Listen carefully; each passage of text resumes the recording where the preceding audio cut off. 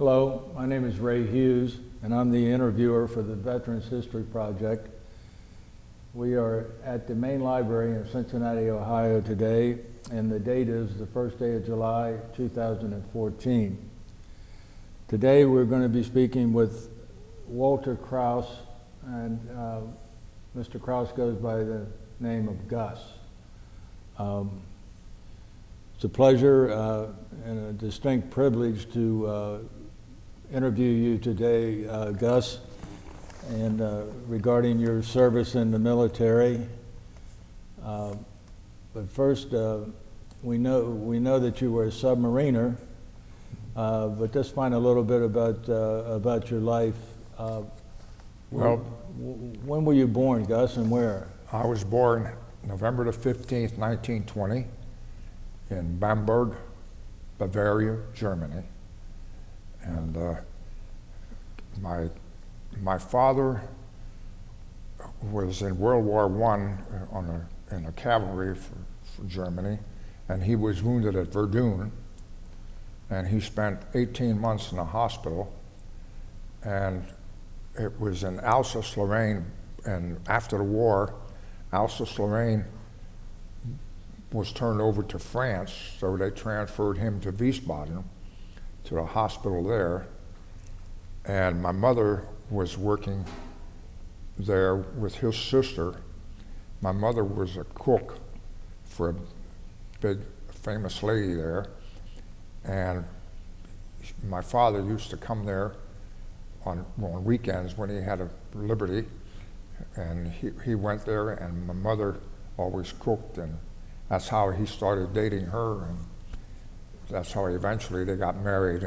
But she was working there in Wiesbaden. My mother was from Urspringen, a little town just outside of Würzburg, Germany, and her father was a baker, and the bakery is still in existence today. It's called Otter Bakery now. It used to be Hartmann. My mother's name was Hartmann, but her father started that bakery, my grandfather. He was born in 1853, and he started that bakery in 1872, and it's still operating today. And under what name today? Under Otter, O-T-T-E-R. Oh, yes. Yeah, Otter. Yeah, and Otter Bäckerei. And they have 3 trucks to do deliveries.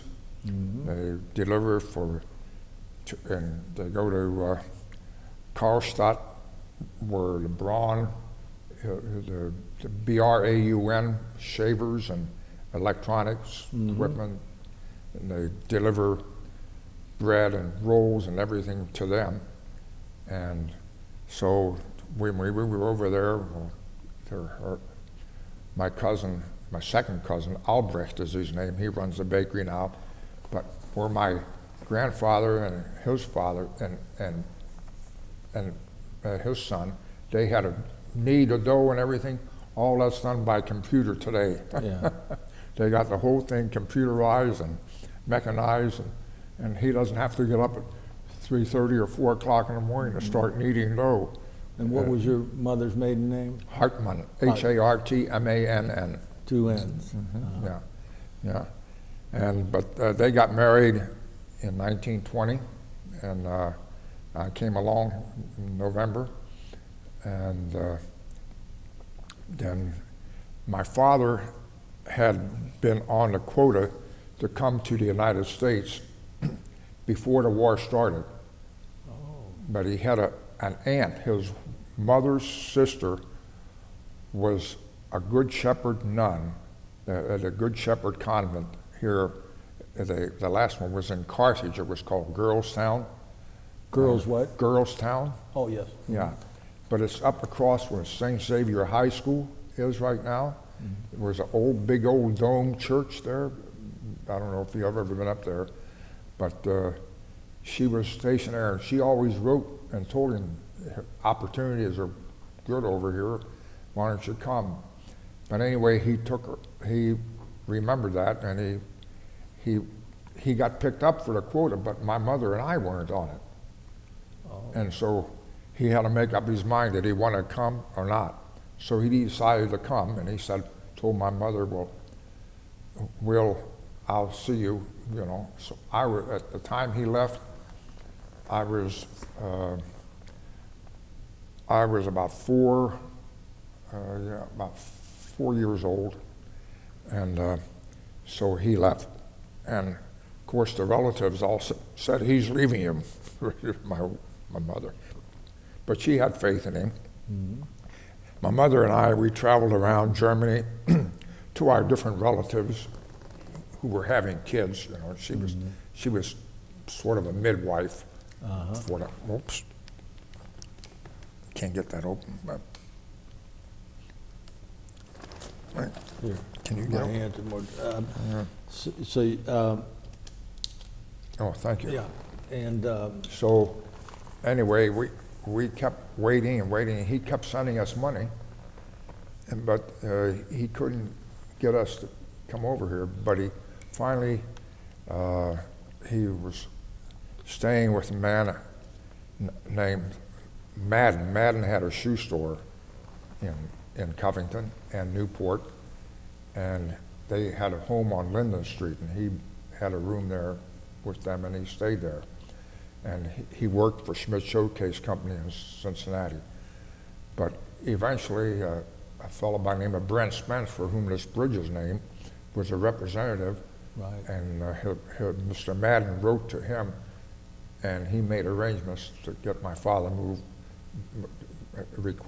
up to have my mother and I come over. So 18 months after my father came over, my mother and I came over. That's pretty quick. Yeah. So that, what year was that then that you came? 1925. 1925. Yeah. And you settled in Newport, Kentucky? Newport, Kentucky. I see. And then I went to Corpus Christi grade school, and then I went to Newport Catholic High School. Right. And after graduation, it was during the Depression. Just to show you how things changed, my tuition at Newport Catholic was $40 a year, and my father could hardly afford it. So what year did you graduate from Newport Catholic High School? After that, I was working after hours, I was working as a Red Arrow boy. I don't know if you ever heard of them, but it was a special delivery for... On bicycles, weren't you? Yeah, on bicycles, sure. For United Parcel Service. Yeah. Yeah. So you graduated to what year, 1930? 1938. 38. 1938. Mm-hmm. So you graduated in June of 38. June of 38. My graduation night was the night that Johnny Vandermeer pitched his second no-hitter. Historical event for the Cincinnati Reds. Yeah. Yeah. Second. But anyway, then I had a little accident with my bicycle. What happened is, we were told not to hang on back of trucks or buses to go up a hill. And in Cincinnati, going up the hills with your bicycle. That makes sense. I always hung on the back. Well, one day I hung up, and the truck swung around, and I fell off and hurt myself. Oh. And they told me no more, so I lost my job. Yeah. No, so then I started looking around for another job, and 38 was a horrible year. It was the most horrible year of the Depression. Right. And so I passed 8th and Walnut Street, and there was a recruiter there, and he said, "Come on up." And he said, so I went up and I took the written exam, and I thought, well, I hope I pass it. I passed it with flying colors, apparently, because they came around and signed me up in October, and then they called me in to have my physical in January, and January the 4th, 1939, I got sworn in. I went in the Navy and spent 13 weeks at boot camp at Norfolk, Virginia. Mm-hmm. And subsequently, after 13 weeks, I got transferred to the USS Shaw in San Diego, but I went temporary additional duty on the Fanning to get out to the West Coast. What was the name of that? Fanning, DD 385. Fanny. Yeah, Fanning, Fanning. And so then in May, Now, you went through the Panama Canal then? yeah, through the Panama Canal, yeah. And I went to San Diego, and I got transferred to the Shaw. And The Shaw was what, a destroyer? a destroyer, DD 373. Okay. Yeah. And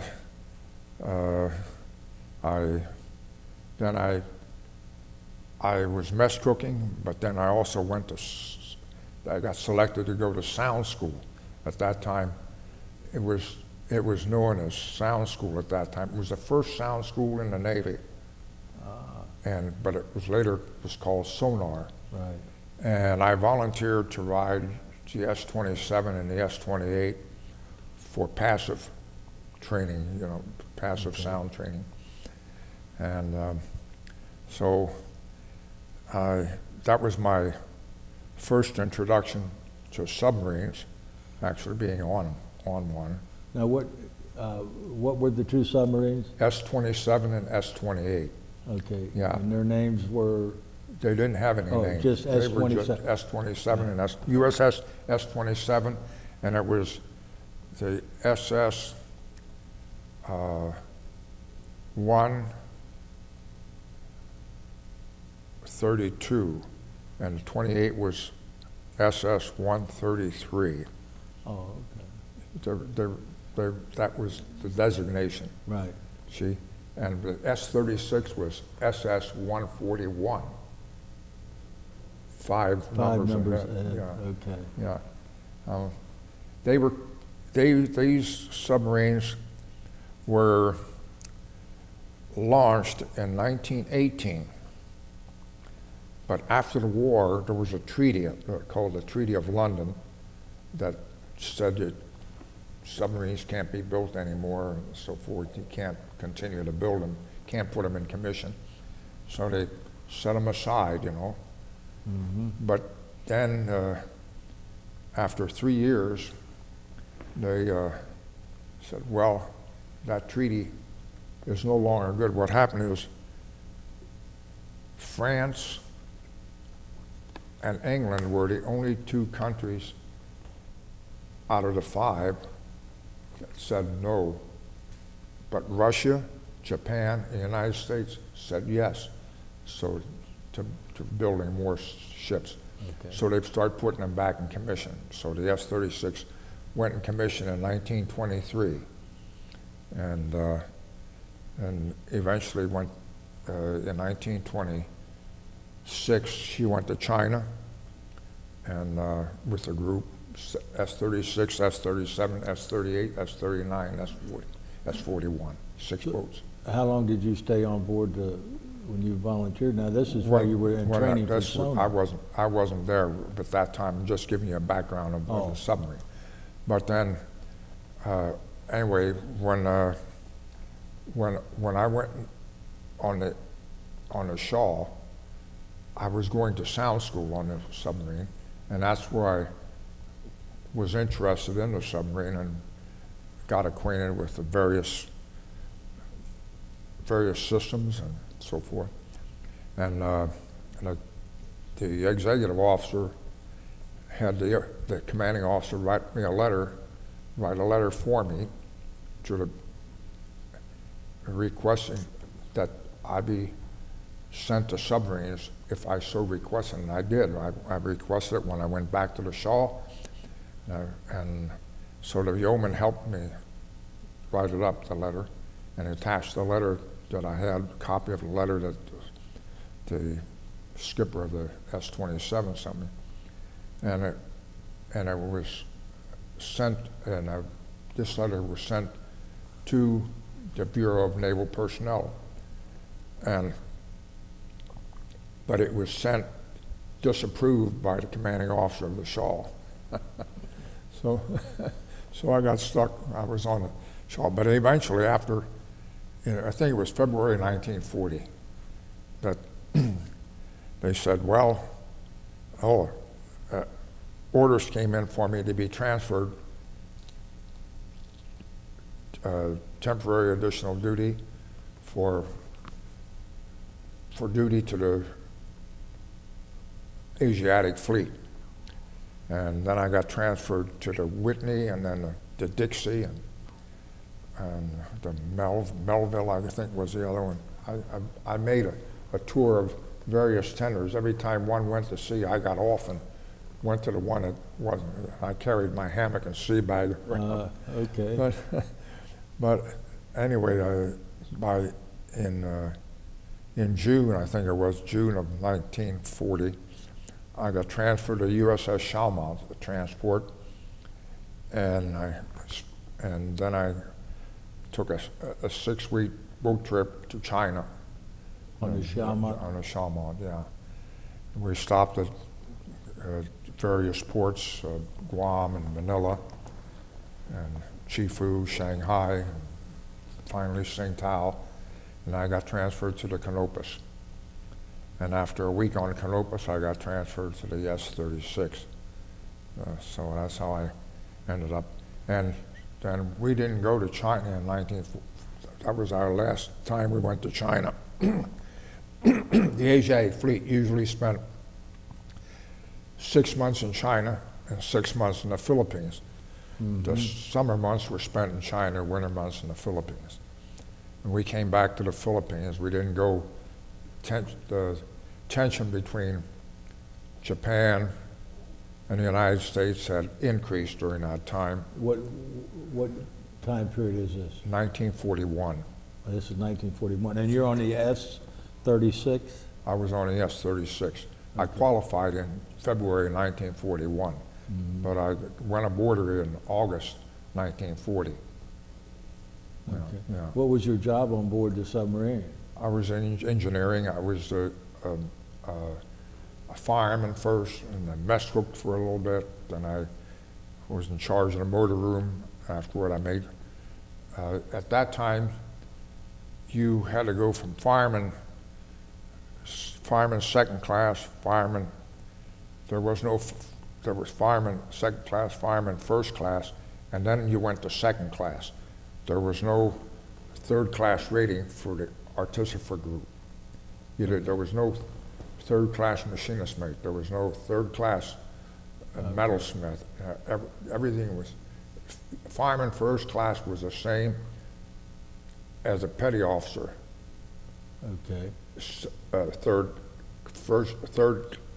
Fireman first class was the same as a petty officer, third class, but you weren't a petty officer until you made second class.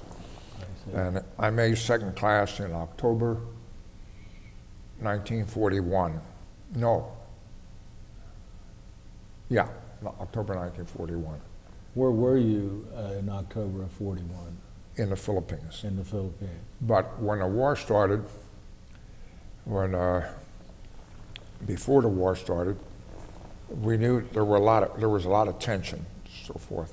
We were alongside the Canopus in Manila Bay, and all the submarines were in there. We were alongside Canopus. You know. Now, The Canopus is the mothership. She was the tender. Okay. The Canopus, AS-9. Okay. And so there were 6 old S-boats, the S-36, S-37, S-38, S-39, S-40, and S-41. They were 6 S-boats.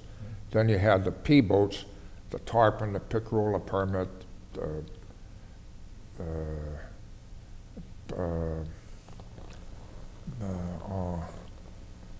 anyway, Tarpon, even though she What's was a P-boat? P-boat, it's a class. It's a P-boat. They were a class of boats that they had a partial riveted hull, but they were the first type fleet boats, the first fleet boats. They had engines that were electric driven, for electric driven boats. And we got this from the railroads. The railroads had the Winton engines were on the railroads, and you know how you see the electric trains? Right. Okay. We saw that, the Bureau of Ships says, this is what we need for submarines. So that's how they Before that, we had the Bonita, Barracuda, and Bass Now, these P-boats are submarines? submarines. All these things I'm telling you about are now submarines. The P-boats? Yeah, P boats. Yeah. When we're boat, excuse me, we mention boats. Boats are submarines to us. Okay, In the Navy, we call the submarines boat because they were torpedo boats, and they're submerged torpedo boats. That's how they got the name boats. Okay. So among submarine personnel, you say, I was on this boat, I was on that boat. What boats were you on? You know Yeah. that. But you're talking about Yeah, submarines? that's the terminology for among submarines. That So when I clarifies it for us, yeah. Yeah. Well, thank you. I'm glad I clarified that. But- Yeah, I can see where you can be confused. Right. But then in November, in November, we had the new Type S boats come in. The salmon, salmon, seal, skipjack, snapper, stingray, all those boats came in addition. Sea Dragon, Sea Lion, they all came at that time too. You know. That was just a month before the war started. Right. They came, yeah. So on December the 2nd, the Admiral Hart called a conference for all the submarine skippers to be on the Canopus, so forth. And when my commanding officer left the S-36, he told the executive officer, strip ship. We have a strip ship bill that you get rid of all your mooring lines, your gangway, everything else that you have on board. He said strip ship. And I remember the executive officer saying to him, are you sure, sir? He said, yes, I am. He said, do what I tell you, strip ship. So boy, we stripped ship and we were ready. At 8 o'clock that night, we were ready to get underway, and we did. But we had nothing on board except we forgot a little dinghy that we had, a little boat, Right. called a dinghy. We Right. used to put that over the side to paint the side sometime, you know. We forgot that. We left that on board, but it didn't bother. We got rid of it later. Well, he anticipated trouble by telling you. Yeah, that. he anticipated. But we had left, December the 2nd, we left. All the submarines left. We went. Except the Sea Lion and Sea Dragon were in the Navy Yard at Cavite. Cavite, Yeah, they were in the Cavite Navy Yard. But the rest of us all went. We went to Bolinao Harbor, and we anchored there on the night of the 3rd of December. And then we got word, while we were there, eventually 4 or 5 days later, for December the 8th it was for us, Right. when the Japanese bombed Pearl Harbor. And then we were assigned our duty at Lingayen Gulf. Well, we were able to receive messages, but for some reason we weren't able to transmit. And they kept trying to tell us to come in, and we were trying to, they wanted us to communicate with them, but we couldn't communicate, you know. So they were. Who is they? The tender in Manila. They were over in Marvelis Bay. Okay. But they wanted to make sure where we were, but we couldn't tell them. So they ordered us to come back to Manila. So we couldn't transmit, but they told us what to do and so forth. Right. And we did that, and fortunately we didn't get, and there was somebody waiting for us. And they kept looking for us, and they finally waited. We sent a blinking light, and then we went in and went into Manila, and then they sent people over. We were in the Manila harbor, and we flooded down, and they put bamboo and everything else over top of us, so the planes couldn't see us when they were bombing. And then, You were there when they were bombing the yeah, Philippines? we were there when they were bombing. A few bombs landed pretty close to us, but none of them got us, you know. But they were bombing the countryside, and we were nearby, but it wasn't. Sometimes they missed and something went in the drink, but we didn't. Yeah. But we were fortunate, we got out. And so then we went out again. I think it was about December the 20th we went out finally. And then we went into a place called Calapan Harbor. We threaded our way into the harbor, and there was a Philippine freighter there, a big one. And even though it had flying a Philippine flag, we knew we could see the Japs were there anyway. They were going to take it over, you know.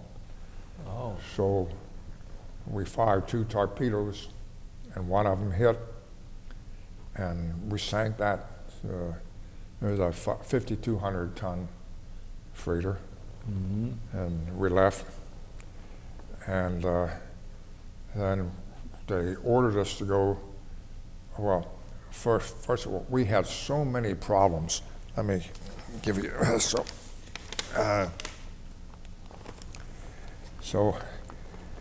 I mean, you know, I say here that it must be noted that the United States between 1919 and 1937 rendered very little concern about its armed forces.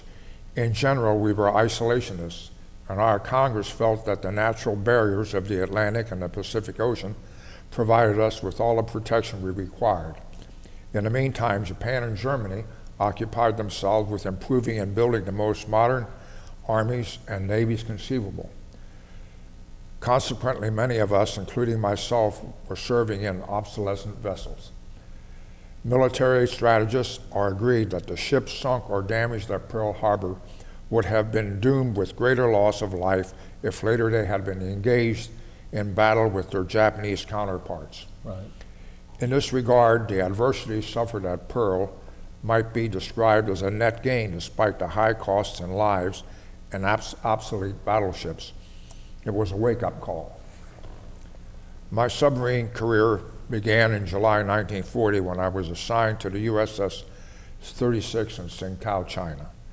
She had no name and her number was SS-141. Her keel was laid in 1918 and she was launched a year later. She was not commissioned until 1923. So in 1940, she was a 17-year-old and the oldest submarine in the Asiatic fleet. Local operations were conducted out of home ports Manila and Tsingtao. Annually, we had 2-day readiness for war patrols, and as a finale, a summer deployment to Shanghai and Hong Kong. In the spring of 1941, because of heightened international tension, a decision was made to cancel operations in Chinese waters, and our operations were confined to the Philippine Islands.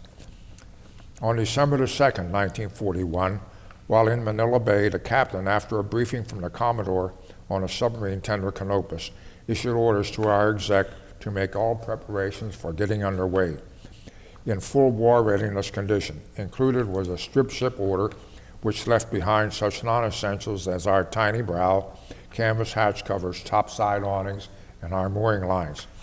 We were underway within several hours and soon learned that our destination was Cape Bolinao, just north of the Lingayen Gulf. And that's on the west side of Luzon. We anchored in the picture postcard setting of Bolinao Harbor. 2 days later, a modified steaming watch was set so we could get underway within a few minutes.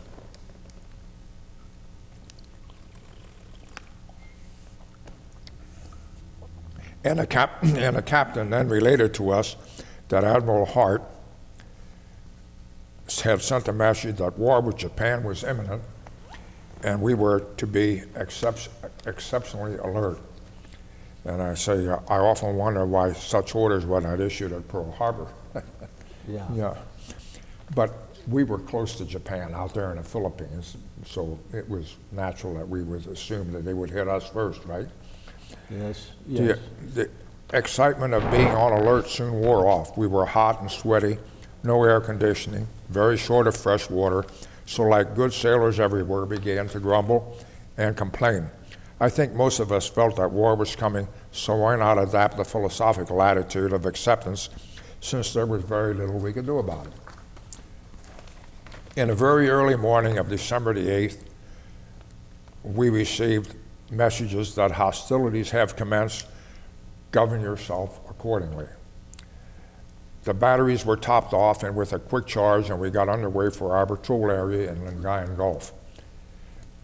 As the hot, sweaty leaks slowly passed, as the hot, sweaty days slowly passed, it became apparent that our obsolescent and creaky old S-boat was reacting to her age.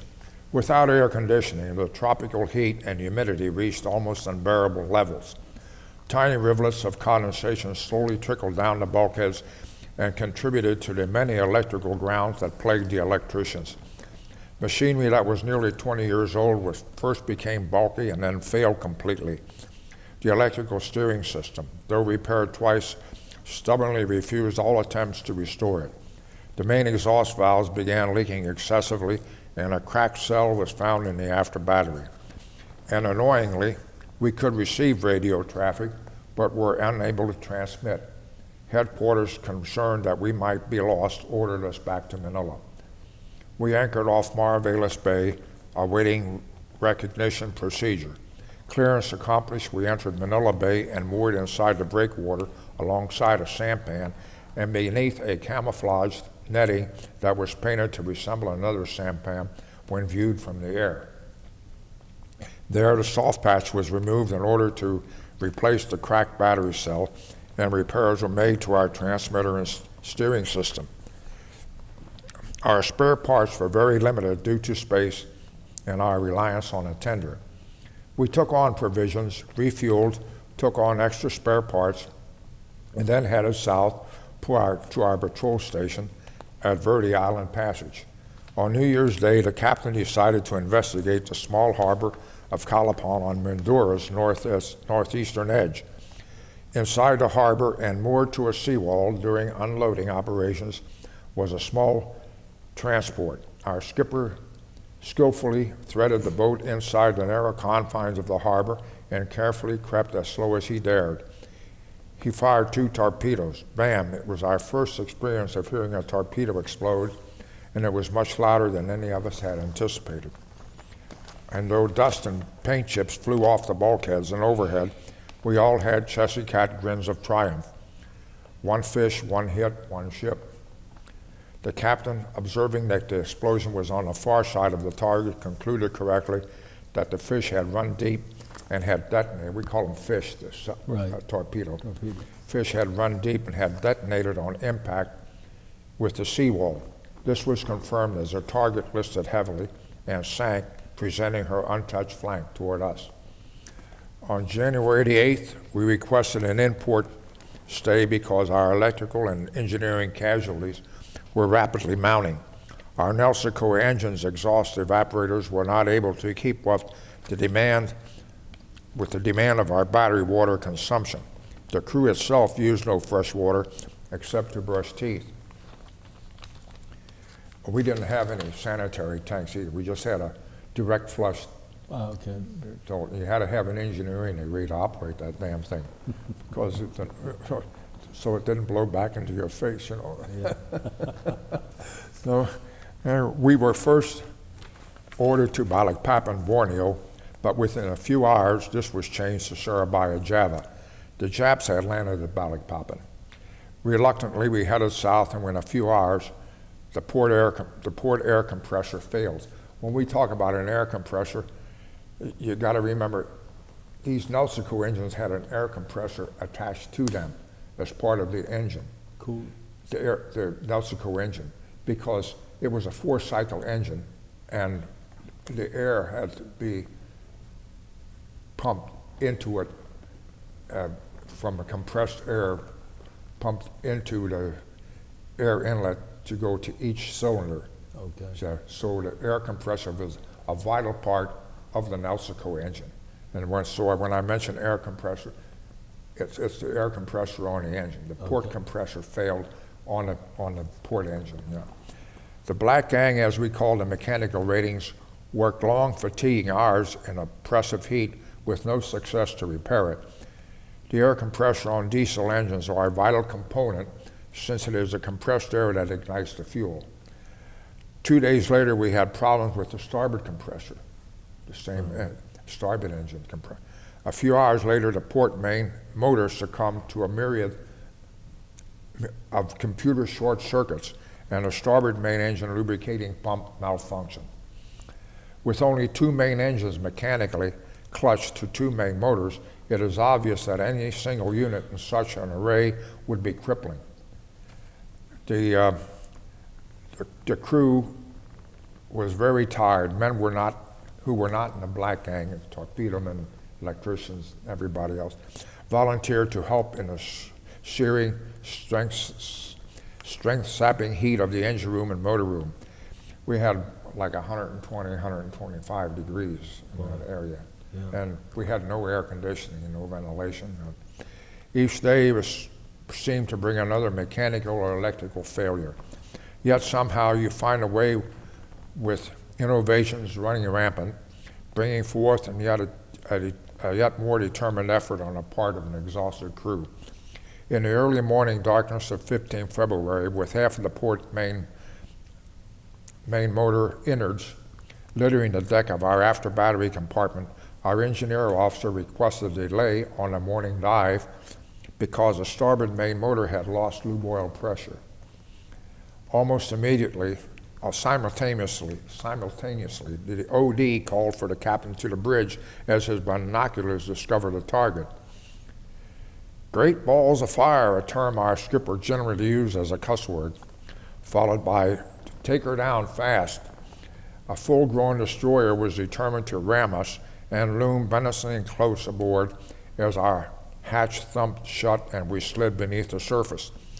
His thrashing propellers, clearly audible throughout the hull, sounded like a passing freight train, but for a few seconds there was a strange rumbling noise that we were later to discover was the rubbing of his hull over our after clearing lines. We had the clearing lines. This parceling and serving was shredded away, exposing strands of bare wire. Sensing that his ramming did not succeed, the Japanese skipper accurately straddled us with a pattern of 7 depth charges that exploded close aboard with a vicious collective roar. The rolling turbulence elevated our stern, delaying our frantic descent. In benumbed succession, we lost power to the bow and stern planes, the starboard lighting circuit, and the main gyro. With the next round of depth charges, we lost all lighting in the starboard main motor, starboard for fuel oil, for lube oil, began to emit a rhythmic screech. Most importantly, with but one screw available for propulsion, and both planes, now in hand, the bow planes, the planes, the bow and stern planes, right. But had a now in hand operation. We lost depth control and began rapidly to sink. Our maximum test depth was 200 feet, and our depth gauge went to 250. We relied on sea pressure gauge for conversion to depth, and we were near 300. Perhaps ours was a riveted hull. Right. The captain, facing a rapid and unchecked descent, ordered a bubble placed in number 1 ballast tank. Then followed a rhythmic order of flooding and venting. He'd say, flood 1, our ballast tanks, flood. Then he had vented to go down some more, because we were going like a yo-yo. Elevating to 90 feet and then sinking below 200. We were blowing and venting, creating an uncomfortable amount of pressure in the boat because our tanks were vented inboard. When you vent a tank on a submarine, you're letting out the air so that the water can come in so you can dive. Okay. Okay, so the water can come in. On the old S-boats, that vented inboard. The ballast tank was part of the hull, and when you vented it, the vent came inboard. It created a lot of pressure inside the boat. But it actually saved us because it didn't emit any bubbles. If we had been if we had been on a fleet boat, the bubbles would have been emitted to the surface, and it would have given a destroyer a better indication where we were. Now, so newer class submarines vented tanks outboard.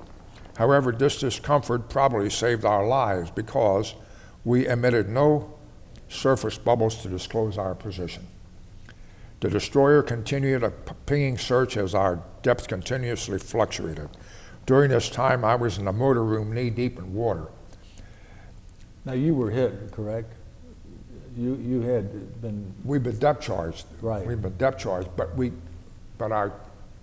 couldn't run our pumps. Our pumps screeched, you know. Okay. And we would have emitted too much noise. Right. So, and the water came in, and we have bearings that were heating, but we couldn't use water on them because it would have created extra weight.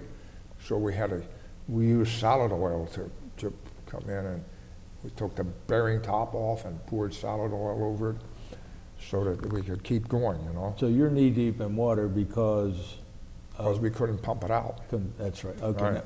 Now, I just want to make sure Yeah, to right. get a good understanding, right? We could not use our pumps because they made too much noise. The heat was unbearable, and for over 2 hours, I squirted oil from a handgun onto the starboard shaft pedestal bearing, a bearing so overheated that the babbitt bearing surface was melting and oozing out onto the rotating shaft. Our captain, realizing that we could not continue to control our depth without decent propulsion power, ordered the gun crew to assemble and stand by in the forward battery. At the same time, word was circulated to abandon ship, and we were issued life jackets and mumps and lungs. Mumps and lungs, the man who invented the bell also invented the mumps and lungs. It had oxygen in it, and you put it in, and then you breathe this as you would go up the line if you wanted to escape. You know. Okay. But you could also use it as a life jacket. Oh, okay. Even though, you know, but it would be uncomfortable, but you could shift it around maybe to your back or so forth. But anyway, we were all issued them. So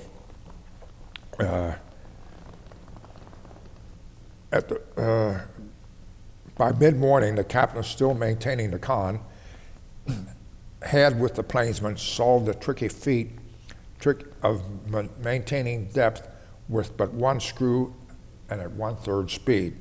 We only had one screw and 1/3 speed now. Mm-hmm. We were repairing the other bearing that had burned out on the other shaft.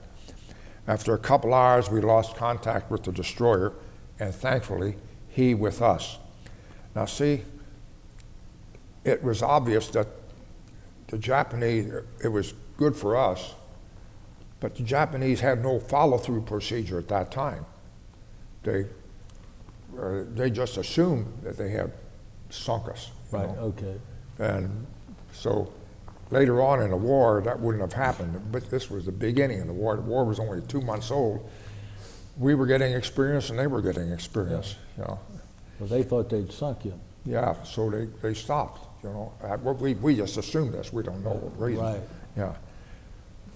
The air was foul and the smell of oil was everywhere. When we surfaced, our lungs gasped to take in a portion of the fresh air.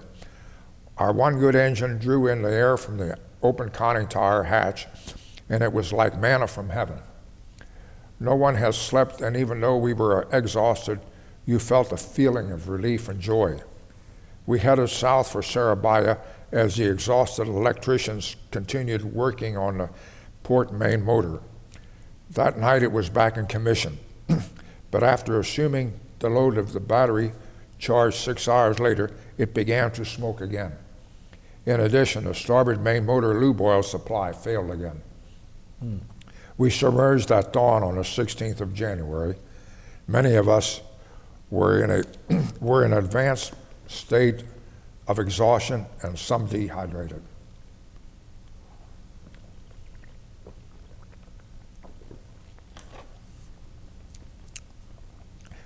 We slept on battery decks and floor plates wherever there was a hint of coolness. Just before noon, a fire broke out in the main motor auxiliary circulating pump.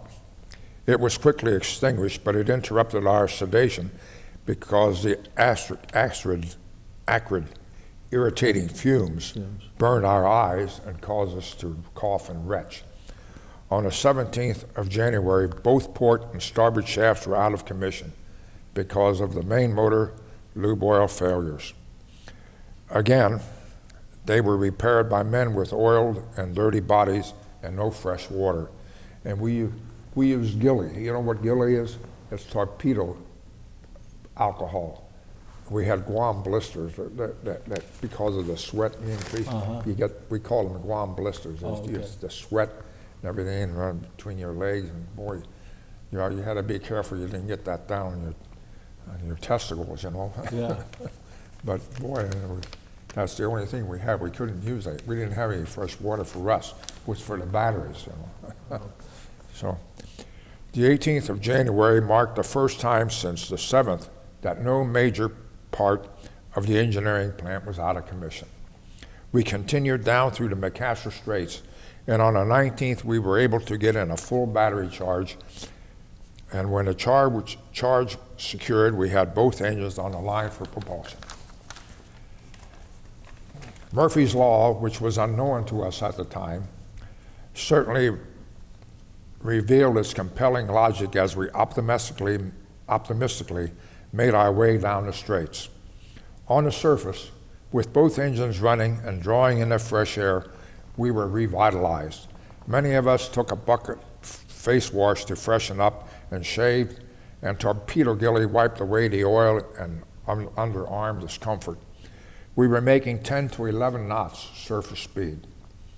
Our gyro compass was out of commission, but the navigator obtained good navigational fixes at North Watcher Light 2 days previous, and he had confidence in his dead reckoning and magnetic compass plot. We had to stay eastward, more toward the island of Celebes, because the Japanese were concentrating their forces on an invasion of Borneo to the west. Right. In a couple of days, we'd be in Surabaya and have a good overhaul with the old, which the old girl certainly required, the old 36. Right. At 0400 on the 20th, I was relieved from watch in the motor room. As I prepared a cup of coffee in the after battery compartment to savor with others going off watch, I felt and heard a scraping noise, followed shortly by a bounce and a crash, which threw me onto the starboard bulkhead. My coffee was gone and I was dazed. We came to a full stop and listed heavily to starboard. We were hard aground on Takapakan Reef. The added speed, which was such an extraordinary and hard-earned pleasure, sent us well into the grasp of the coral reef. A full astern was given, which resulted in a terrific vibration as the screws chewed uselessly into the rock and the coral that entrapped us. A ground end sinking request assistance was transmitted in plain language. Chlorine was reported in the forward battery compartment. All hands were ordered topside, where they huddled miserably in the lee of the conning tower, braced against the sea. The boat was listed sharply to starboard. With the breaking of dawn and the receding tide, we saw more of the damage. A huge rock, the size of a small pickup truck, had pierced number 1 main ballast tank, and it penetrated up through the battery. We had to close the forward battery compartment because chlorine had set in, the chlorine gas, and it could cause an explosion. So they ran into it, though, actually. What's that? They actually ran into the boulder, though. Yeah, we ran it. We couldn't get off. We were hard aground. Okay. And and the pressure entered the forward. Later, at full ebb tide, the boat was nearly on her side, on her beam ends, listing between between waves to 50 degrees or more. The sea, estimated at force 2, alternately lifted the boat clear of the rocks. Then, as each wave passed, the boat came smashing down again with a shuddering crash that shook her from stem to stern. With each up and down movement, the mortal wound in her side was widened and deepened. After a wet and sleepless night, we were advised that help was on its way.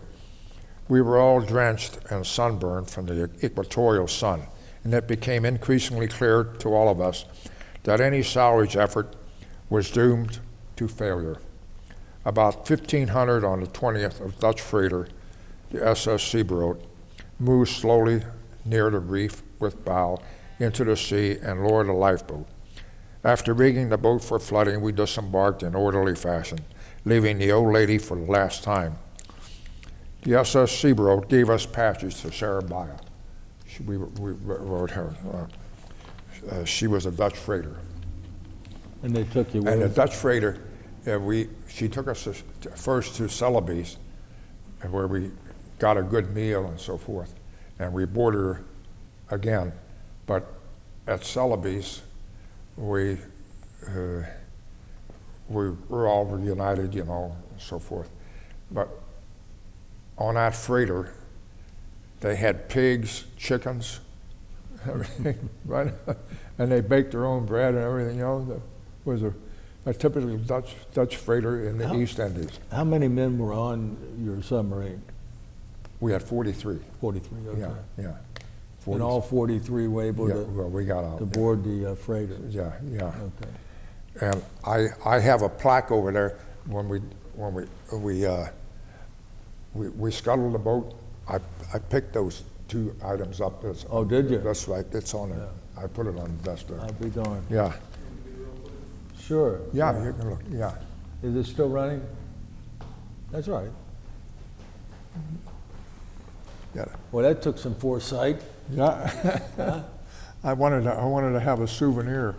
The USS S-36, the most efficient vessel in her class in naval engineering, 1932-33. I wasn't on her then.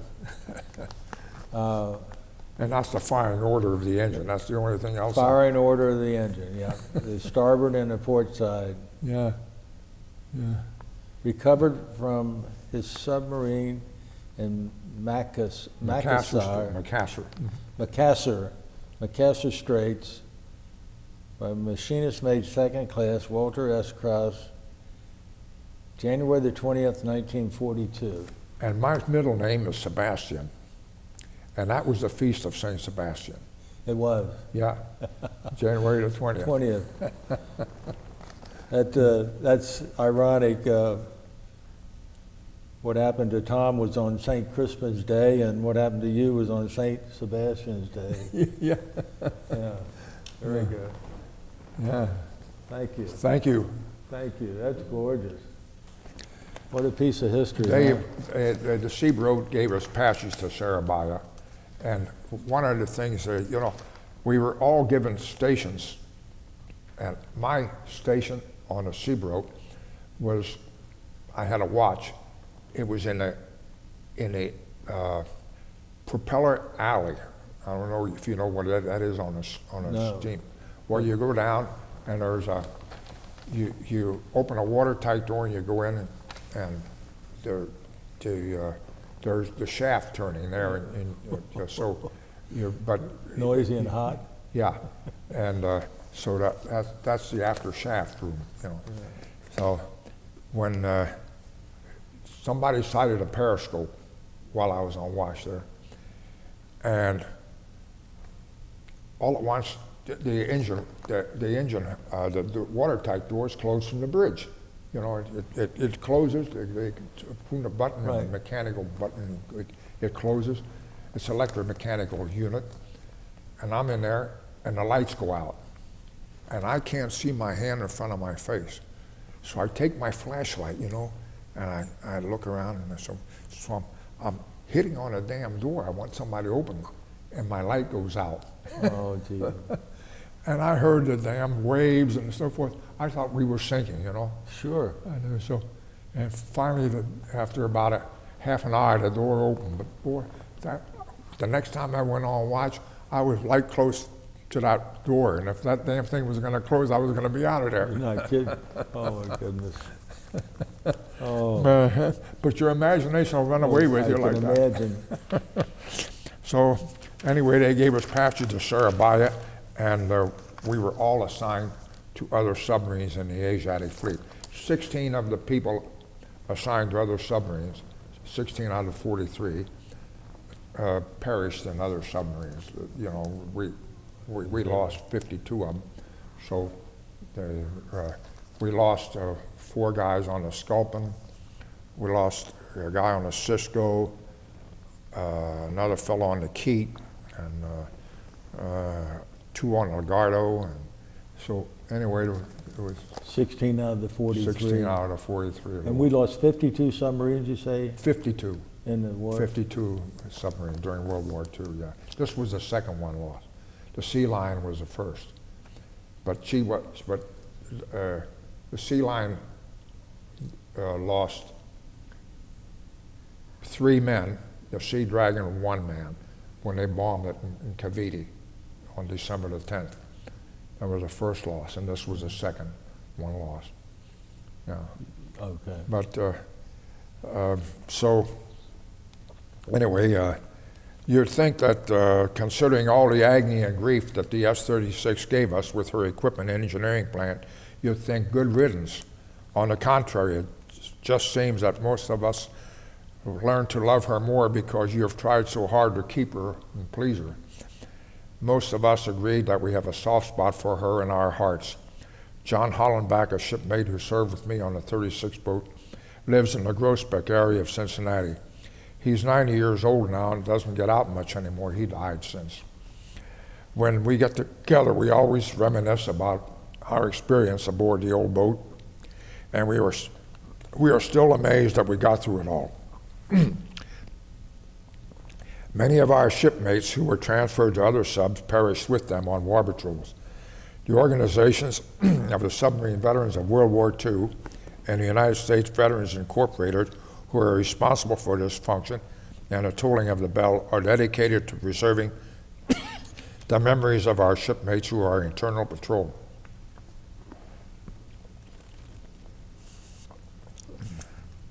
Veterans of World War II, like myself, are becoming more scarce because we are in the old deck circle, on the on-deck circle for eternal patrol. We are extremely grateful for the dedication and memory of our shipmates, you know, that were the 2 organizations. So, Want to take a break just for a minute? Want to take a break for just a minute? sure. Continuing,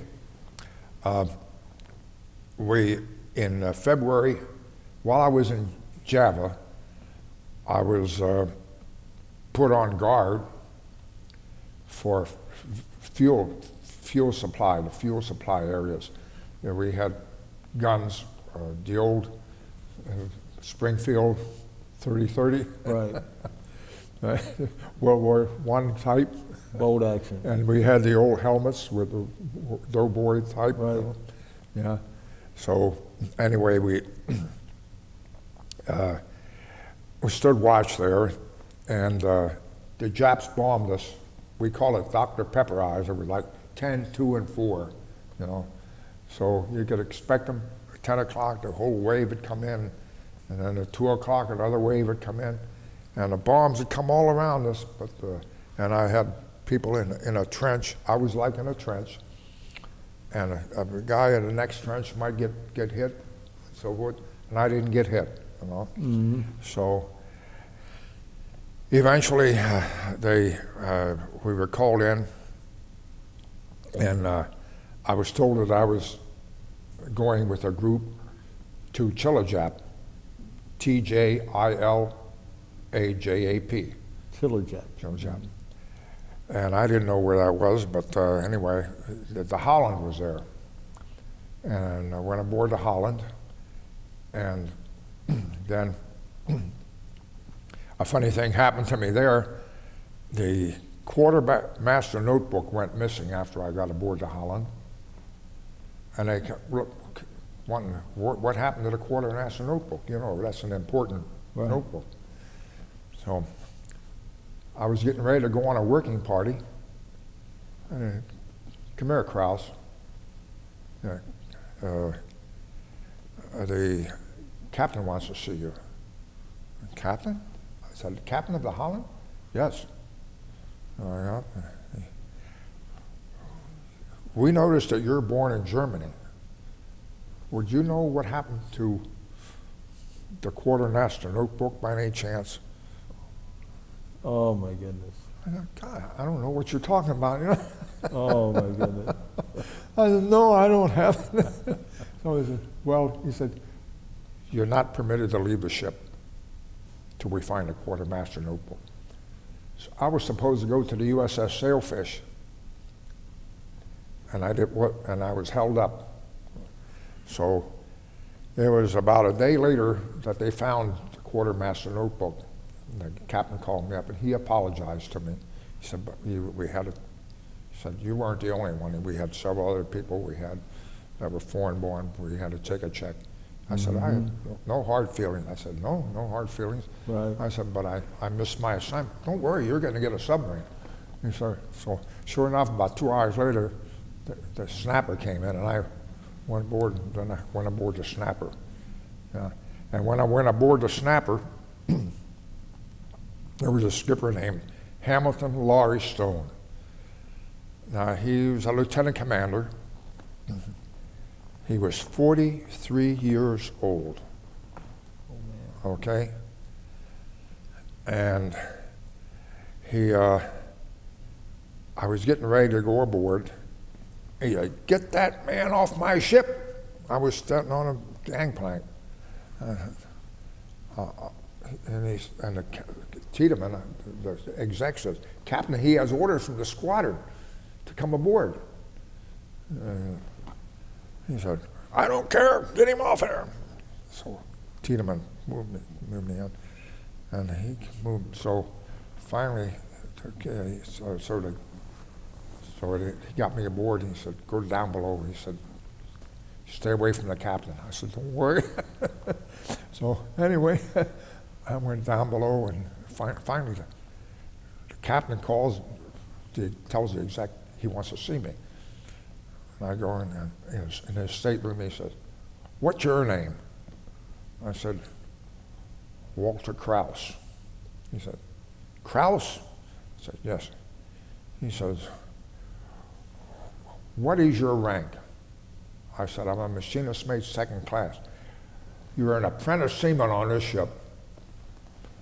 I said, gee. He said, are you qualified? I said, I'm a qualified submarine man. He said, we'll see about that. You'll qualify on this ship. Well, okay. Anyway, I went up and stood helm watches and lookout watches and so forth. And Tiedemann would say, don't be angry. I said, I'm not angry. I said, no. When I went to the mess hall, guys were kidding me. Apprentice seaman, the lowest ranking guy on the ship. You know? What do you have against you? Nothing. I don't know what he had against me, you know. I have no idea. But anyway, so I had no records. See, the records were all on Canopus. I had no records. I couldn't prove anything, you know. So anyway, we finally, one thing led, we went into the Val Gulf, and he fired, in a convoy, he fired several fish and missed, but we got depth charged, but then they were far away and so forth. The next time he got into a convoy, he would take her down to 300 feet secured. He wouldn't attack. Oh, he didn't attack. Oh. And Tiedemann kept note of all this, the exec. Finally, then the other thing happened. I was on the helm. At that time, we had a helm we had two bridges, one on the top side and one in the conning tower. And and steering below. We had 3 places to steer. Now we're steering from the top deck, you know, Okay. because we were towing, the Sea Raven was crippled, and we were towing her with our towing spar. And we were towing her, and finally, Australian destroyer came by and took over the towing for us. But in the meantime, when we were towing her, our gyro went spinning around and round and round, and the skipper said, "Mark your head," and I said, 270 magnetic. He said, "Don't give me magnetic." I said, "Captain, I told you the gyro was out." I said, "Gyro was out." I want to know, what's the true bearing?" I said, 270 magnetic. I don't want, boy, he beat me on the back, you know. And the exec went up and stopped me, said, "Captain, please," you know. So he said, "Go down below, Gus." So they called me Gus. And I went down below and we got somebody else up there. But boy, he ranted and raved and so forth. Oh my God. And so when we got into Perth, in the Fremantle, I should say Fremantle, well, I went aboard the Holland, and the new repair officer was on board. That was Shields, and I got a picture of him up there. But he was on her, and I knew him from before, you know. So he'd been a first-class metalsmith, made warrant, and then became a lieutenant. I see. Anyway, so he said, "I see where you made first class." I took an examination for first class in November. And they had Our Navy magazine that published all the grades when it went to the Bureau, and I had made machinist made first class. You were apprenticed though, right? Yeah, now. so I said, "Can I have that magazine?" And he'd bring it back to me. I said, "Sure." So I went down and I gave it to Tiedemann. I said, "See this?" I said, "That's me." He said, "That's right." He said, because it had my service number on it. Right. You know? So anyway, he said, let me have this. I said, "Okay." So he went in, and I heard the skipper rumbling and roaring, and so anyway. But anyway, they had, we had rest and recreation, you know. I went rest and recreation for 2 weeks. But I didn't have any money. Hadn't been paid. So Carl Tiedemann, he reached in his pockets. He gave me $2. He said, "Take this." He said, "Go ashore." I said, "Gee, what am I going to do with $2, you know?" But anyway, the fellows helped me out, you know. He had shipmates and so forth. Oh, anyway, so when we were getting ready when I got back to the ship, Stone was getting ready to take her out again. And so Tiedemann was nowhere to be seen. So where's the exec? Where's the exec? Well, he didn't show up. All at once, orders, kind of squadron commander comes down, and Stone gets relieved. He told him to get out of there. He didn't even he didn't even read his orders. He just got summarily relieved. And I guess Tiedemann arranged it. I don't know how. We don't know whatever happened. Right. But anyway, he never went back to submarines. Something wrong with him. And we had a new skipper came aboard. His name was Baker.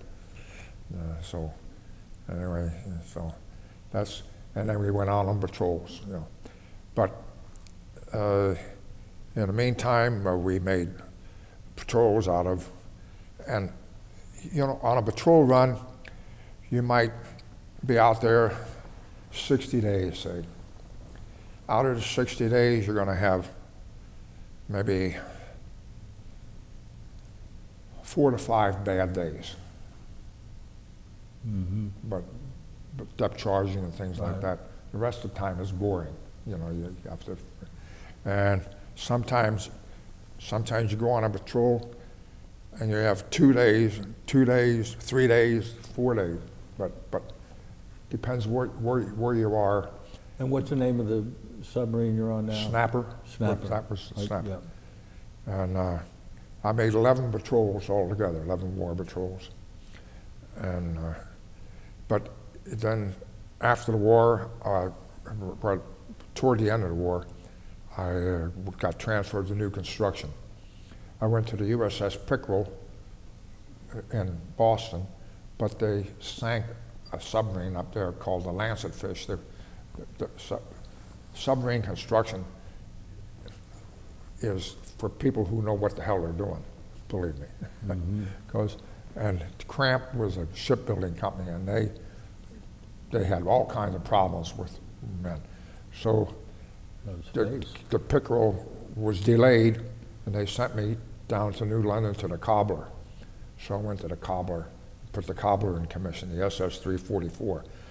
She was commissioned on the 1st of August, 1945, and shortly thereafter, the war ended. Right. Yeah. So, and then we went to Key West. And I went to Key West on the Cobbler, and I was a chief machinist mate at the time. Okay. I made chief machinist mate in May 1943. I made chief machinist mate. Yeah. That early. Yeah. And so, anyway, I went back. I came back. I went to General Motors Diesel School in Cleveland. Went to Fairbanks Morse Diesel School in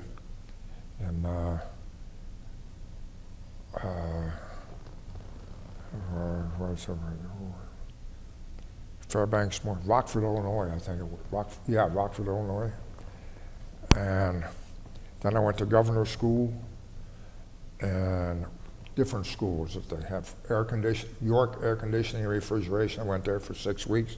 That's where I joined the VFW, because on weekends you had nothing. Pennsylvania had blue laws, but on Place to drink. place to drink. Yeah. VFW. Sure. So I joined the VFW for life. Yeah. Anyway, that was good. And I went to the Cobbler, and I was on her until 1948, or mid-1948. I volunteered then for they had a submarine-wide request for chief machinist mate with air conditioning and refrigeration experience. So I volunteered for it. Never figuring I'd get it. And next thing you know, I got selected for it. Did you know anything about air conditioning? Did you know anything about air conditioning? Oh yeah, air conditioning, refrigeration. Yeah, sure. Yeah, I was qualified for that. So then I got sent to the Joint Brazil-U.S. Military Commission in Rio de Janeiro. I went there for 2.5 years, and so I had my family with me. What do you mean you had your family? What year is this that you went to Brazil? 1948. I was on board ship for Christmas, so it was December 1948 until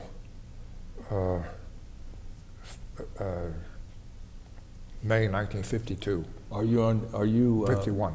In Brazil? I'm in Brazil, yeah. Submarine still? No, I'm with the Joint U.S. Military Commission. Sometimes submarine. I went. They used to send me all over with. Well, back up one second. Then you said your family's with you. My family. Well, I lived on Copacabana. I lived in Copacabana. Yeah. Who's your family though? My wife. Oh, I got married in 1946. I forgot to tell you. Yeah. Yeah, I got married in 1946. Okay. After the war. Yeah. All right. Yeah. I met my wife on a train. I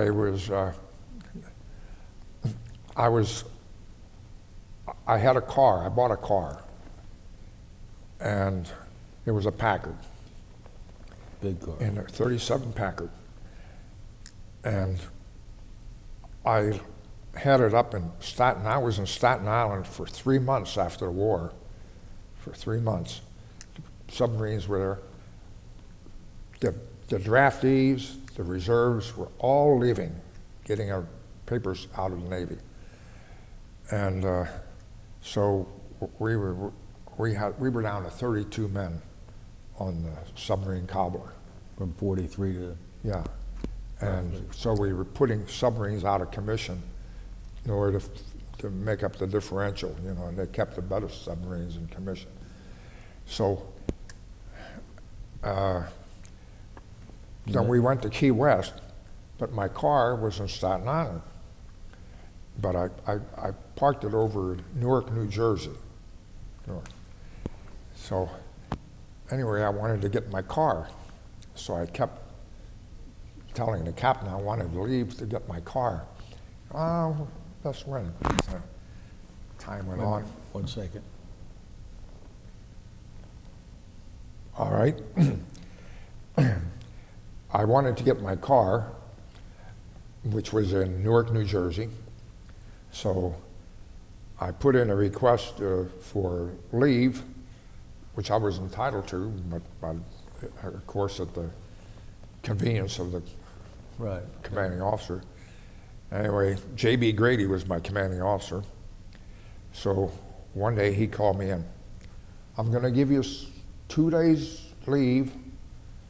I said, Captain, I can't get up there in 2 days and bring my car back. He said, just a minute. 2 days leave and 8 days traveling time. Okay. I said, yeah? I said, my golly. He said, on one condition. He said, Biddy Rand was our communications officer. Said, his wife up there and her sister said, his wife is pregnant. You're going to bring her back along with her sister. I said, all right. I said, that's what he said.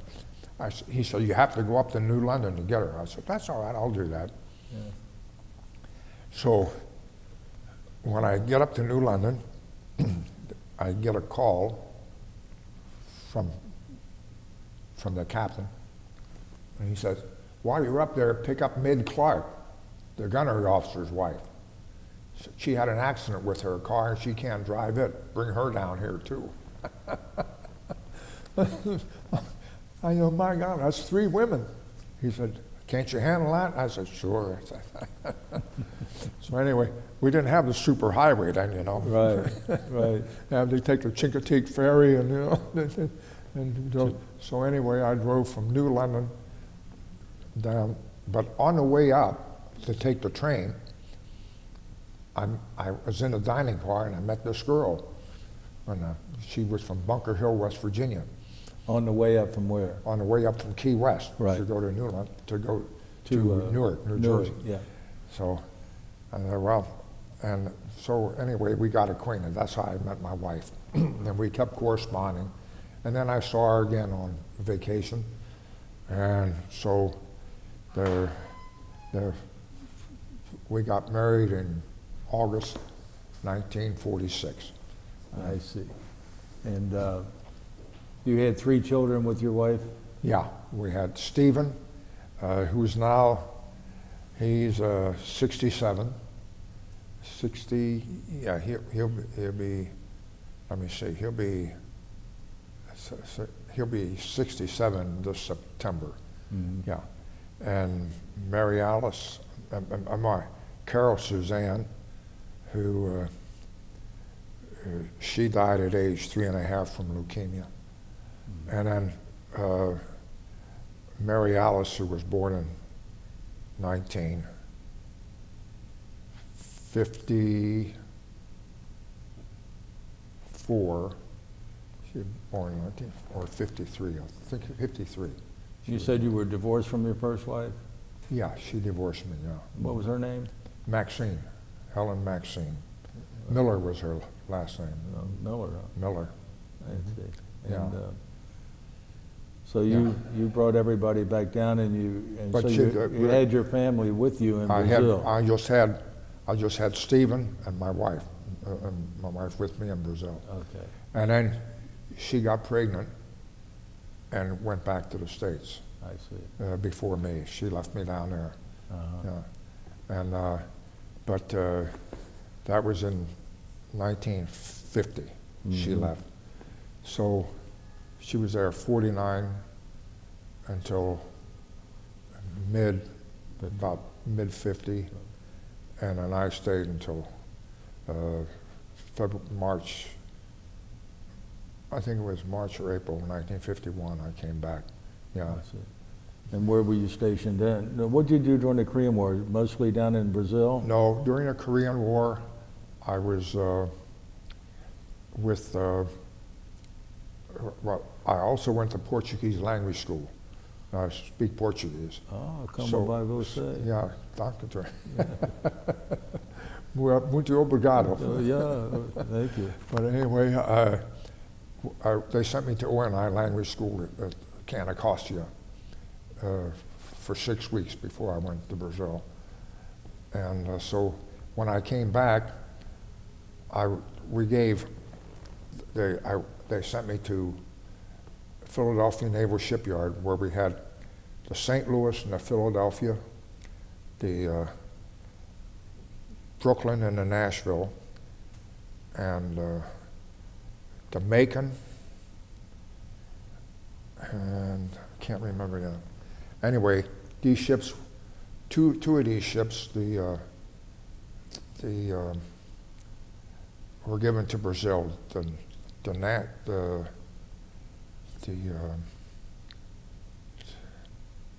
These are battleships, correct? No, these are cruisers. Oh, they're cruisers. Cruisers.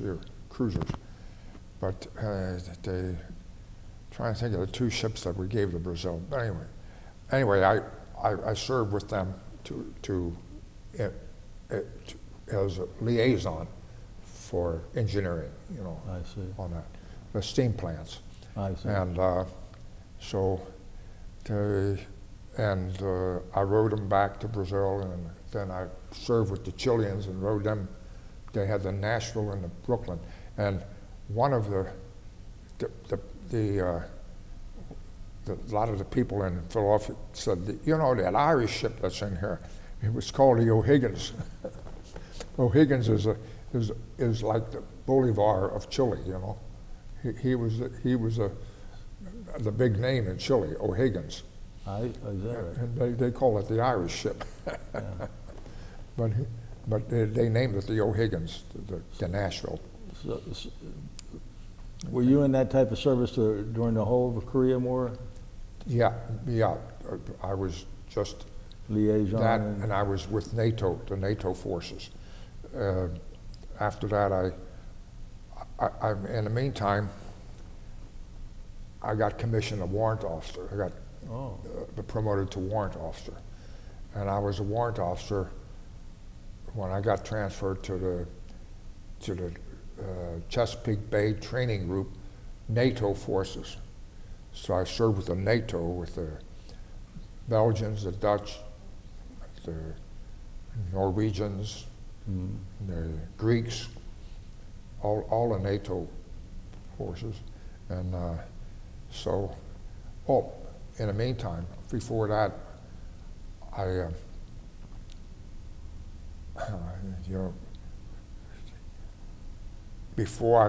before I got to Philadelphia, I got recruiting duty. I got recruiting duty. I asked for Cincinnati, and I got recruiting duty to Cincinnati. That was in 1952. Okay. 1950 and 52. But my recruiting duty was cut short because my daughter, two things happened. I got promoted to warrant officer, and my daughter got sick. And I was the main recruiter in Lexington, Kentucky. Right.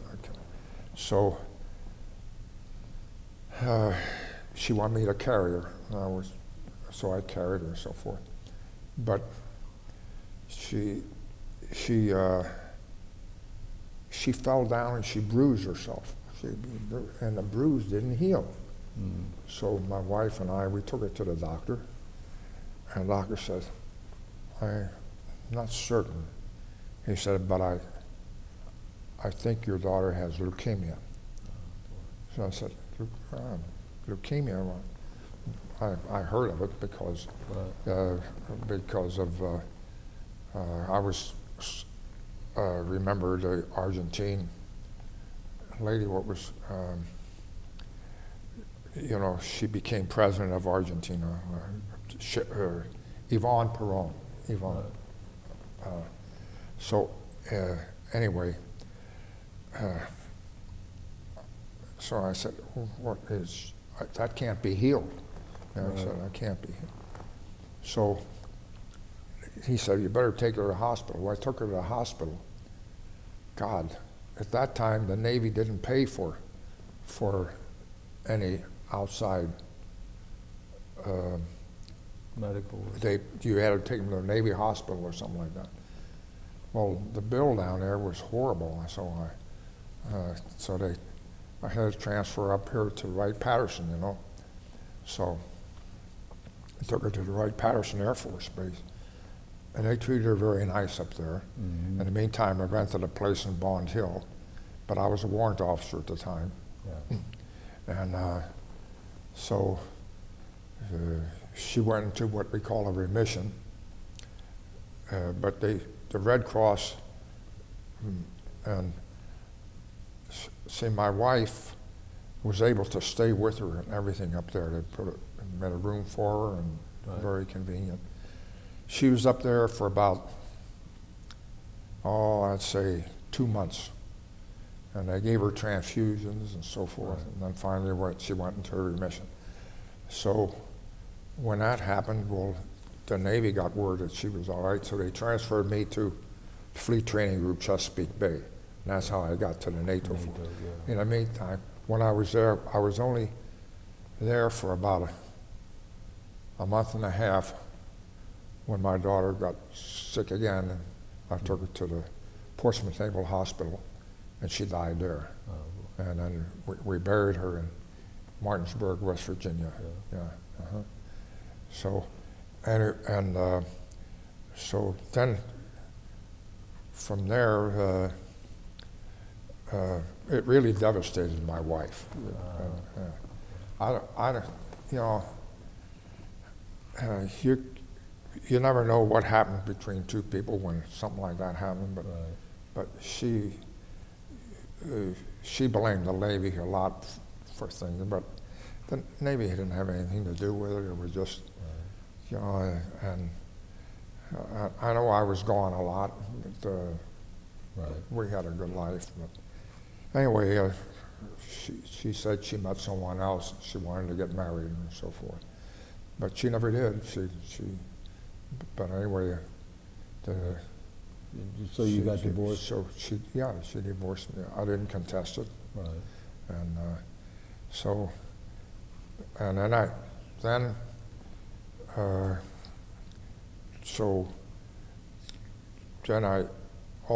then I took the examination for officer candidate school, and I passed it, and I went to OCS in Newport, Rhode Island, and got my commission as an ensign.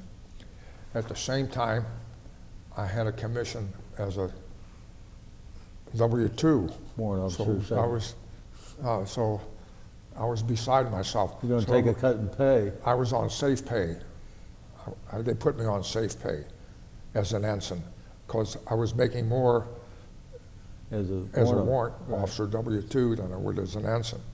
So I was on safe pay until I made Lieutenant JG, then I overcame it. Yeah. Okay. And but it's fortunate that if I had stayed at warrant, I might have made W-4, which was just below lieutenant commander, you know, for pay. But I made lieutenant commander, and then I made commander. So you retired as a commander? As a commander, yeah. And that's equal to a colonel? No, lieutenant colonel. Lieutenant colonel. Lieutenant colonel, okay. yeah. So after NATO, Yeah. you went, After NATO, I got assigned to OCS. Then I got sent to the submarine again. I went to the USS Sarda and became a qualified submarine officer.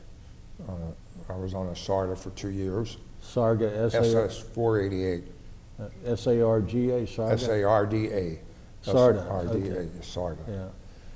And then I went to assistant repair on the USS Fulton with the same guy who you see there that when he retired, I'm giving him a clock. Did you see that picture? Not yet. Okay, it's over there.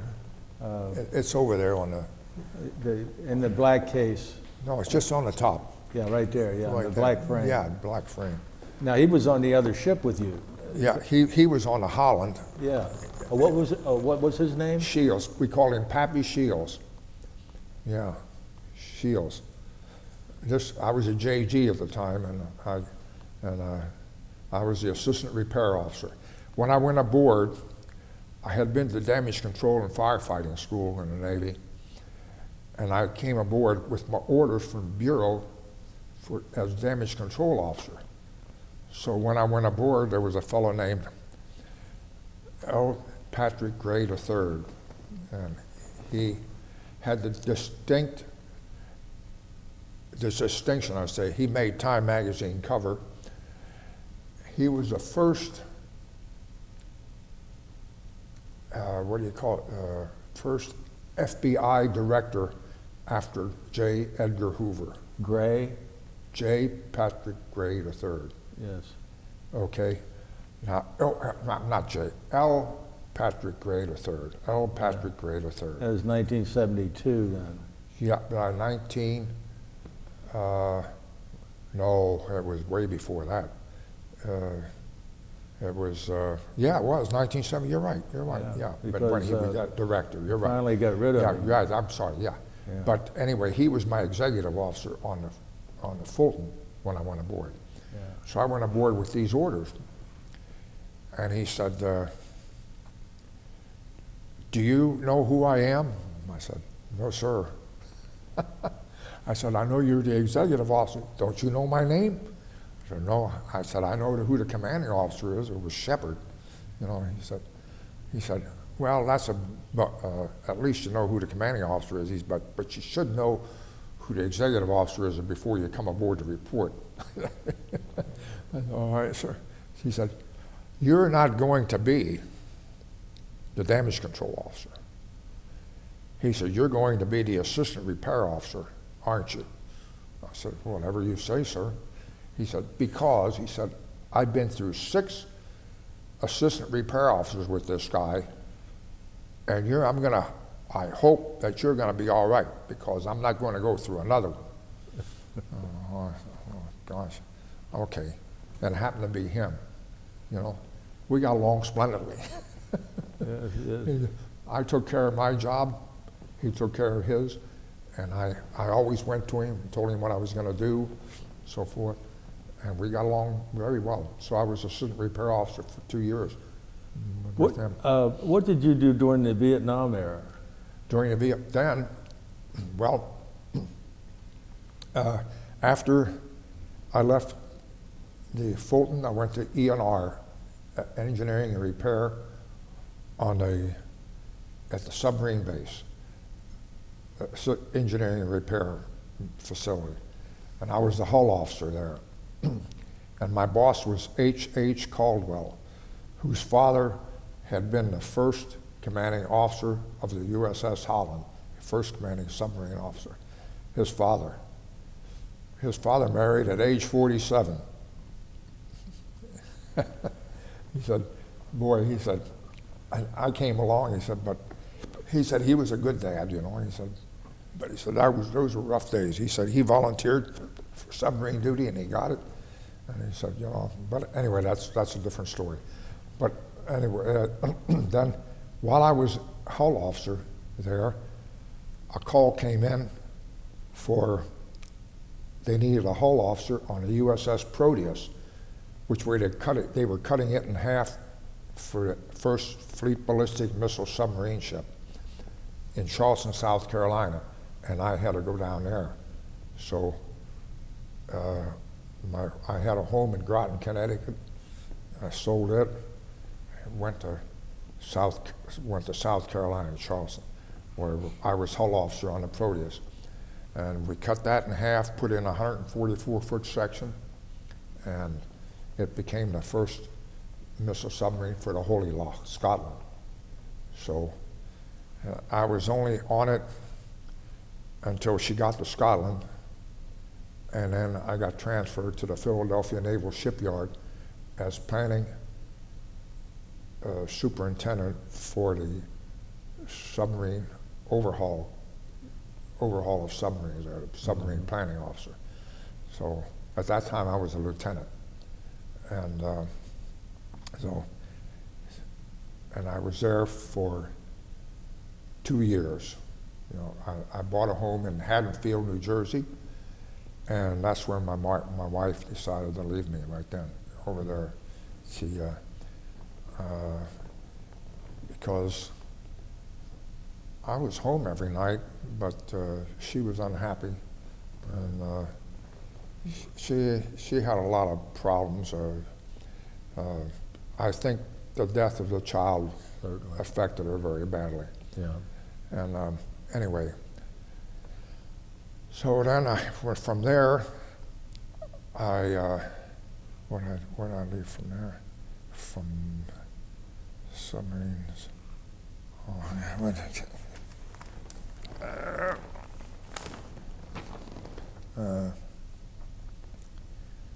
New London Fire Department. Oh, planning. Oh, from there I went to planning and production officer for the Holy Loch. And went from. Oh no, I went to New London, Connecticut. From there I went to New London. I became Submarine Division 81 engineer, Sub 81 engineer. I had to ride all the boats that had problems with the engineering plant and so forth, and evaluate what the problem was and so forth. And from there I went to Submarine Squadron 8 engineer, and while I was at Squadron 8 engineer, they tapped me to be planning and production officer for the Fleet Ballistic Missile submarines in the Holy Loch in Scotland.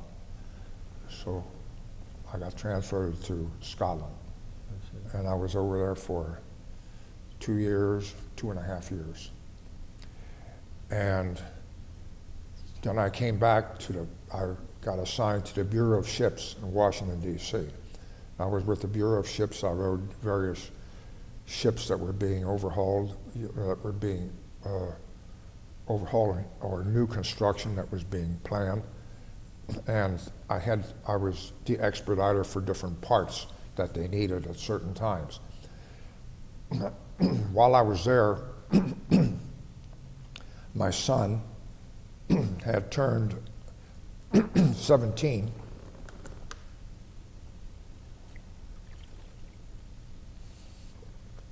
I turned 18, excuse me. And he got caught in a draft. He quit high school. After 3 years of high school, he quit. And so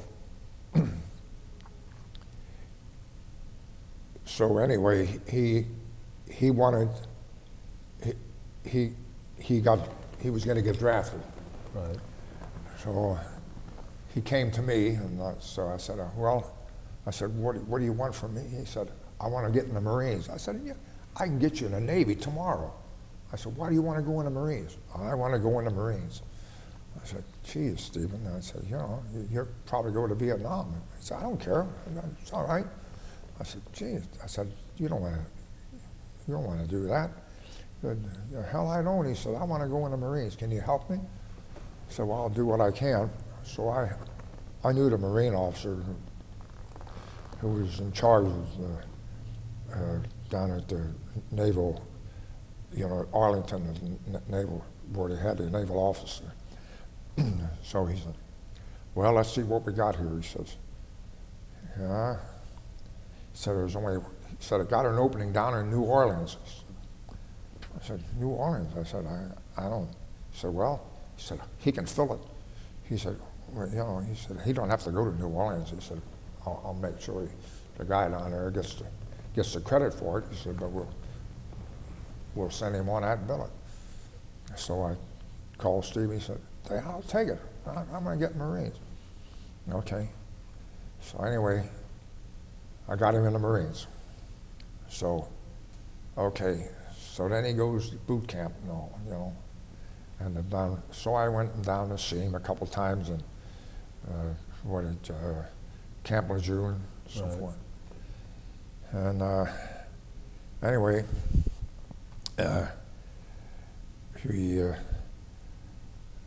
he was getting ready to get assigned, and of course, a good friend of mine, his name was Avalon. He was the assignment desk officer for all assignments for the Navy, officers. So he called me and said, I got a call from your wife. She said she'd like to know if you wouldn't like to go to Vietnam instead of your son. I said, instead of? I said, I'm not going in his place. He said, no. He said, you got that wrong. He said, here, look. He showed me an order where if a father or son are in Vietnam, one or the other can't be sent. He said, if we send you, we don't have to send him. He said, he can opt out. I said, gee, I don't know. He said, well, he said, Gus, he said, if it were me, he says, my boy. He said, you want your boy to go over there and get killed? I said, hell no. I said, I don't expect him to get killed. But man, I said, you're putting me in a hell of a bind here. So anyway, I said, oh, let me think it over. So I called my wife, my ex-wife. I said, what's this? I said, you're talking to Avalon. And I said, don't even tell me about it. He said, Gus, he said, you'll get a desk job out there or something like that. You won't have to worry. I said, I don't know. I said, there aren't too many desk jobs out there. She said, well, if you go, he won't have to go. Well, I said, all right. I said, I'll volunteer. So I went in and I said, okay. I said, I'll go. So anyway, they had a special assignment, special projects officer, just fit my billet, everything I could do. And he said on a Commander Naval Forces staff in Saigon. Okay, I said, I'll take it. So anyway, I went through survival training out in Camp Pendleton, I'm 46 years old at the time, and I was the oldest guy there for survival training. So anyway, I went through it, and I was going to go to Vietnamese language school, but something happened out there. A DC-3 crashed, and they lost a lot of officers on it. They lost something like 14 officers from the staff out there, and I got orders to report immediately. So I was only in the first week of language school in Coronado when I got orders that I was going to go to Saigon. So I flew out there. The flight was Travis to Anchorage to Tokyo, and Tokyo to Tansanut in Saigon. I got out there, and so anyway, the assignment started work right away, and it was a hard thing to adapt to for the first week, the way that things were arranged, you know. Anyway, I got caught on pretty quick, and but I had to ride helicopters, and like if two of us, after that crash happened, they got kind of they got paranoid, you know, and so if two of us got an assignment, each of us had to take a different helicopter. So when we had buddies together, you know, we'd be buddies and we'd be drinking together at night. The next morning we'd get an assignment, and same place, but we had to take two different helicopters, you know. So anyway, but I'm out there for about 2 months, and all at once I get a call, a radio call, and it says, "Hi, Dad." I said, "Hi, this sounds like Steve." "It is Steve." I said, "Where the hell are you, Steve?" "Dong Ha." I said, "Dong Ha, what are you doing here?" He said, "Dad, the Marines get shipped as a group. They don't ship men one at a time like they do in the Army." He said, "We get shipped as a group." I said, "Well, you didn't have to come." "I know, Dad," but he said, "You know what?" He said, "Do you think I can leave my group?" I said, "What am I doing here?" "Dad, I don't know. I didn't tell you to come." No. Anyway, but we had a good time. There's a book out called Brave Men, Better Heroes or something like that. Or if you look at the fly page in there, there's a picture of he and I are on that front page. That book is probably here in the library somewhere. What's the name of it? You ought to know the name of that book. Huh? Brave Men, something heroes. Okay. But anyway, but he left before I did. I was out there 16 months. His tour was only 13 months, but he got wounded twice. Oh, did he? Yeah, yeah. He's on disability right now. Yeah. He lives in Sebastian, Florida. Your middle name. Sebastian, Florida. Yeah. Yeah. So, but then when I came back from Vietnam, I made commander while I was out there. And then I got assigned as Commander Service Group 1 staff engineer in San Diego. I was there for 8 months and then I retired. Yeah. So you retired in 1969? Yeah, February 1st, 1969. So you spent 30 years in the United States Navy? 30 years and a month. Well, I don't think we should end this interview without talking about your second wife then. Yeah, my second wife. Yeah. And well, then, my second wife, I met her because I spoke Spanish. And we've been from Mexico, you know. And so my daughter knew this girl, and she said she's takes care of all the sewing of our habits and so forth, and which they won't need anymore anyway. They don't need her, and they don't wear habits anymore. So anyway, she introduced me to her and so forth, and so I dated her a few times, and so in 1974 we got married. I see. Yeah. And I have. What children did you have with your second wife? I have 2 children. I have Gretchen, who's now 30, she'll be 39 in September, and Emily, who was 35 in April, this April. Yeah. And I have 3 grandchildren by Gretchen. She's married to an architect. I see. Gretchen went to Notre Dame, and so did my Emily. Both went to Notre Dame. Here. High school. Yeah. And then they went to,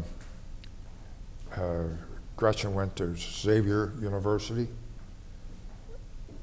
and got a scholarship to DePaul University for, she became a lawyer. You know, she passed the bar exam up in Illinois.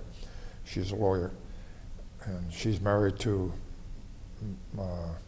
my son-in-law. Her name is Muller, M-U-L-L-E-R, and he's an architect with a big firm up in Chicago. And you currently live in Crescent Springs, Kentucky. Yeah. I know where you live. Yeah, Yep. down there. Yep.